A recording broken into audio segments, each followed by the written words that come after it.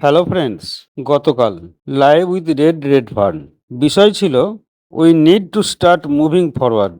Sir red বলছেন, আমি এই হেডারটা ব্যবহার করেছি, এগিয়ে যাওয়া। এটা অ্যাসের কাছ থেকে এসেছে যে আমাদের এগিয়ে যেতে হবে, এবং স্পষ্টতই সে গত কয়েকদিন ধরে অপেক্ষা করছে যে আমাদের ভাই মার্টি দেগারমো কেমন আছেন তা দেখার জন্য। স্পষ্টতই সে এখনও বাড়িতে প্রায় সব সময় অক্সিজেনের উপর শ্বাসকষ্টে ভুগছে, তাই আমি নিশ্চিত যে তার সুস্থ হতে বেশ সময় লাগবে, কিন্তু আমাদের এগিয়ে যেতে হবে। যদি তোমার মনে থাকে যে ফেব্রুয়ারির শুরুতে মার্টি এবং ক্রিসের লাইভে আমাদের সিইওকে দেখার সুযোগটি কোনো ঘটনা ছিল না। আমি সত্যিই বিশ্বাস করি এই মুহূর্তে তিনি যা করছেন তা আমাদের মানসিক শারীরিকভাবে যা ঘটতে চলেছে তা নতুন পর্যায়ে নিয়ে যাওয়ার একটা কৌশলগত দিক। কিন্তু কিছু গতি তৈরি করতে, মানে আপনি পরবর্তী পর্যায়ে কিছু গতি তৈরি করতে চান, তবে আমাদের কিভাবে তথ্য দেওয়া হচ্ছে তার সাথে অনেক ধারাবাহিকতা জড়িত থাকতে হচ্ছে। সেই সময়সীমাটি বাস্তবসম্মত হতে যতদূর পর্যন্ত সেই তথ্য আমাদের দেওয়া হচ্ছে, অন্যথায় মানুষ পথে বসবে অথবা অন্য কিছু করার কথা ভাববে। ভারত থেকে দুই একজন লোক আমাকে অন্য কিছু একটা পাঠিয়েছে যা এই মুহূর্তে আমার মাথা চাড়া দিয়ে উঠছে। স্পষ্টতই আমরা কাউকে কিছু করা থেকে বিরত রাখতে পারি না। তুমি কি করবে এবং কিসে কত টাকা খরচ করবে তা সম্পূর্ণ তোমার ব্যাপার, কিন্তু অনিবার্যভাবে তুমি যা দেখবে তার বেশিরভাগই শেষ পর্যন্ত বিফল হয় আর হবেও। যেমনটা হয়, তুমি শেষ পর্যন্ত তোমার টাকা হারাবে। কিন্তু এখানে সর্বশেষ যেটা বেরিয়েছে তাকে বলা হয়েছে রাইট চয়েস হাব।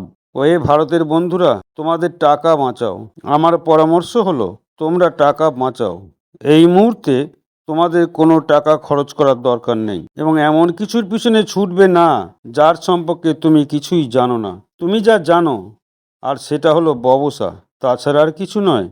কিন্তু তুমি এখানে ভালো হতে আছো, আর আমি সবাইকে এটাই করতে উৎসাহিত করছি। শুধু এই সিস্টেম, এই কোর্সটি দেখে যাও, তাহলে অবশ্যই তুমি খুশি এবং কৃতজ্ঞ হবে। তাই দয়া করে আমার কাছ থেকে এই বিষয়ে একটু পরামর্শ নাও। অন্য কিছুর পিছনে ছুটতে হবে না। এটা আপনার সময় এবং প্রচেষ্টার অপচয় হবে, এবং অনিবার্যভাবে জিনিসগুলি সবসময় যেমন হয় তেমন হবে, এটা নিশ্চিত। কিছু বিশিষ্ট ব্যক্তি আবার এটিকে নিয়ে চাপ দিচ্ছে। ওই সব লোকেদের থেকে বেশ দূরে থাকতে হবে, কারণ স্পষ্টতই তাদের উদ্দেশ্য যেমন হওয়া উচিত, তারা কিছু প্রচার করে অনিবার্যভাবে তারা কমিশন পায়। তোমার স্বার্থের জন্য তারা কিন্তু ভালো চায় না। রেড বলছেন, তাই অনপ্যাসিভের পরবর্তী অংশটি কোন দিকে যাচ্ছে তার কিছুটা কোম্পানি প্রকাশ করবে। আমরা কিভাবে এগুচ্ছি এবং কিভাবে জিনিসগুলি ঠিকঠাক হতে শুরু করছে, বা এমন কিছু হতে চলেছে যা খুব খুশি হবে। এটা বিশেষ একটা বিষয়। যখনই আমরা আমাদের সিইওকে দেখি, তখনই আমার মনে হয় উনি যেন ব্যবসার ধাঁধার স্লটগুলি একটু বেশি গোপন জায়গায় স্থাপন করে রেখেছেন। আমার মনে হয় যে পরের ওয়েবিনারে ওগুলি আমাদের বলা হবে। আমরা লাইভে যাচ্ছি। আমার মনে হয় পরবর্তী কয়েকটি সেশন নিশ্চিতভাবেই আমাদের ওগুলিকে অভ্যস্ত করে তুলবে, দিক নির্দেশনার সাথে তাল মিলিয়ে যাবে। ঠিক হবে যে ঠিক সময়ে আসার কথা বলা হবে। অবশ্যই এটি কাজ করবে। ক্রিস বলেছিল অ্যাশ এই মুহূর্তে বিভিন্ন জায়গায় দৌড়ে খুব ব্যস্ত, এবং সে 100% নিশ্চিত নয় যে শনিবারের পরের ওয়েবিনারটা আবার কবে হবে। সে এটা সাপ্তাহিক ভিত্তিতে ওয়েবিনারগুলি করার চেষ্টা করছে, কিন্তু যদি তা শেষ পর্যন্ত 10 দিন বা প্রতি 2 সপ্তাহে হয়, তাই হোক।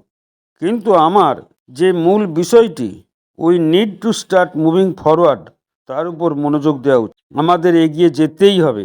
মার্টি দেগারমো সুস্থ হওয়ার জন্য অপেক্ষা করছেন, যাতে সে কিছু করতে পারে যা সে সবসময় করে থাকে।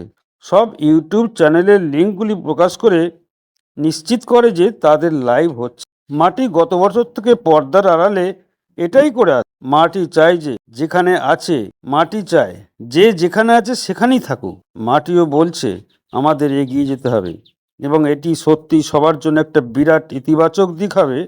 শুধু সময়টা পরিস্থিতির অগ্রগতির জন্য এখন খুব গুরুত্বপূর্ণ। স্পষ্টতই যে কৌশলটি ভেবেছে বা ভাবছে তার জন্য আমাদের আর একটু সময় দিতে হবে। আপনারা শুধু স্টে টিউনড থাকুন, আশাহত হবেন না। আমরা তবে অপেক্ষা করি নাকি? আমি রেড ভার্ন। ধন্যবাদ।